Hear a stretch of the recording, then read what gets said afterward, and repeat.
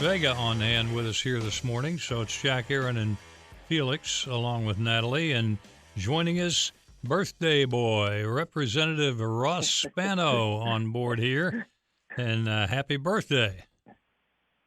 Thank you, Jack. I appreciate it. I was hoping nobody would know, but thank you for the best wishes. I really appreciate that. It's always good to have another year on this good green earth. I love it. Well, it's a shame you can't celebrate by getting a COVID-19 vaccination. Well, maybe we can do that soon. Hopefully, we will be able to do that. Yeah, tell us about that.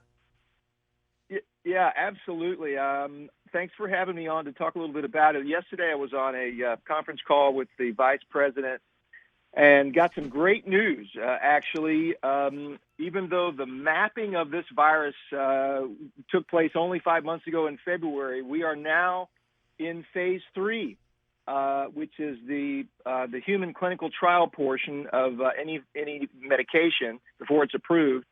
It's a vaccine made by a company called Moderna. And even though there's a handful, probably half a dozen or a dozen vaccine, all moving forward through the FDA process at one time. This is the first vaccine that's gotten to this Phase III.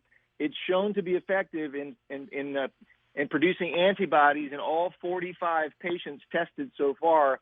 And the Phase III is going to include 30,000 people.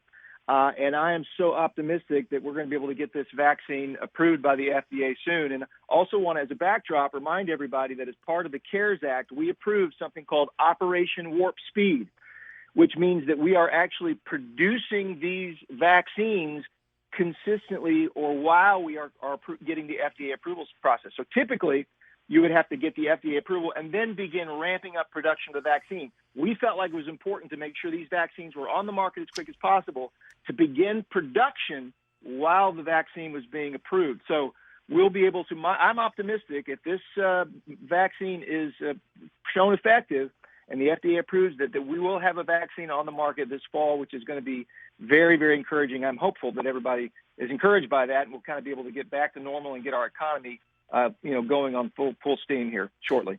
Congressman Spano, this is Felix Vega. One of the questions that I've had and some other people have had, what about the side effects that may come with the vaccine that may concern people? And obviously we want everyone to get it.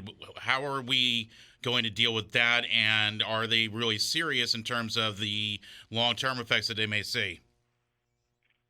Yeah, Felix, great question. That was one of the questions offered by one of the members on the call yesterday, was that is the FDA going to rush the approval process essentially to try and get something on the market at the expense of safety? And we were assured by FDA that they would not do that. Their first and paramount priority is to ensure that any vaccine that is approved is safe for the American people. So I feel confident that before it is approved, and they've assured that, they've assured us of that it will be safe for the American people. So, can I guarantee that? No, obviously, but obviously the FDA's primary concern is to make sure that whatever drugs are approved are safe for the American people. So I believe that will happen. You brought up production. What about distribution once everything is here in place? Is there going to be, are nursing homes going to be the first ones this is distributed to? How is that going to work? Yeah, I think we probably will prioritize those that are most vulnerable. And I think on that point, I'm glad you asked that because it reminds me of something else we talked about on the call yesterday, and that is that on Tuesday, so just 2 days ago, the administration announced a large-scale procurement of FDA-authorized point-of-care diagnostic tests. So these are the tests that you get, and you get the response immediately. The administration is actually procuring enough of these point-of-care tests to ensure that all 15,000 some odd skilled nursing facilities all across the country, including the thousands here in Florida, have these point-of-care tests within the next few weeks in order to make sure that our vulnerable seniors and the staffs of these facilities have these rapid tests. I think that's going to be helpful in identifying, obviously, those who are positive and then help stop the spread. But, yes, to answer your question, I think those vaccines will first be prioritized for the most vulnerable. Well, let's hope it all happens quickly and well. And Congressman Spano, thanks for joining us on AM Tampa Bay as part of your birthday celebration. Thank you, gentlemen. So good to be with you. You guys have a great day. All right, you too. It's 8:46, and we're going to hear from Felix here in a minute and what's on his mind.